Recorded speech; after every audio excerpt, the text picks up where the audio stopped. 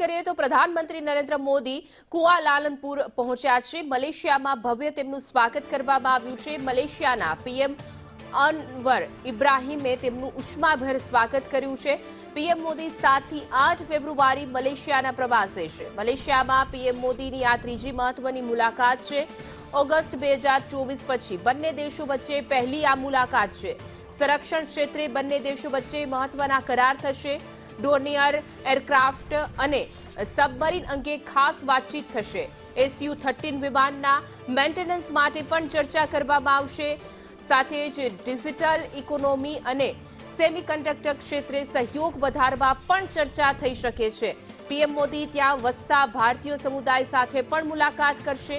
PM Modi 2 દિવસના પ્રવાસે Malaysia માટે પહોંચ્યા છે। મલેશિયાના પીએમએ પીએમ મોદીનું ભવ્ય સ્વાગત કર્યું છે।